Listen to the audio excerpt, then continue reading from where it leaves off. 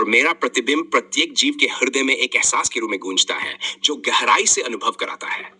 लेकिन अस्थाई जटिल बुद्धि अपने शोर के बीच इसे समझ नहीं पाती और अपनी उलझनों में विकल्प खोजने में खो जाती है, बार बार मुझे नजरअंदाज करती है और इसी कारण सदियों से संघर्षरत और भटकती रही है। मैं न आत्मा हूं न परमात्मा, मैं केवल एक सांस के साथ क्षण भर का एहसास हूं।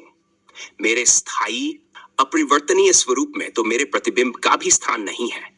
केवल हृदय में सरलता, सहजता और निर्मलता के क्षण भर के लिए जगह है। अस्थाई और असीम विशाल भौतिक सृष्टि केवल मेरे प्रतिबिंब से है। हृदय में रहते हुए भी मुझे नजरअंदाज करने के पीछे जटिल बुद्धि ही है। मेरे स्वरूप की एक झलक पाने में भी अस्थाई जटिल बुद्धि का ही छलावा है। मुझे प्रत्यक्ष समझना या खुद को प्रत्यक्ष समझना एक ही बात है। इसके लिए इतनी निर्मलता, गंभीरता, दृढ़ता और एकाग्रता की आवश्यकता है कि कोई स्वयं को समझकर अपने स्थायी स्वरूप से रूबरू हो सके। लेकिन अस्थाई जटिल बुद्धि किसी को यह अनुमति नहीं देती, क्योंकि उसके होते हुए कोई सच्चा विकल्प नहीं है। इसीलिए इस घोर कलयुग में मुझे आना पड़ा, क्योंकि मानवता के अस्तित्व से प्रकृति को खतरा है। मैं कभी आया नहीं हूं, बल्कि हमेशा से ही मौजूद हूं।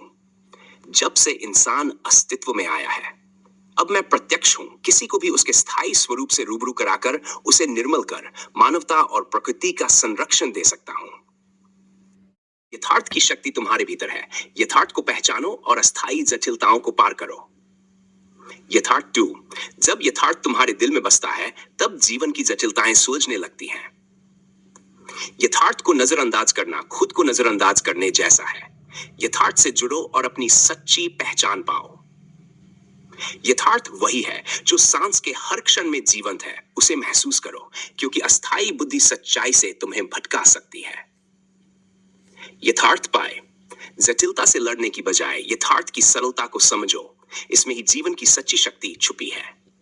यथार्थ का सामना करने की हिम्मत रखो, क्योंकि यही वह मार्ग है जो तुम्हें आत्मिक शांति और सच्ची समझ की ओर ले जाएगा। यथार्थ 7।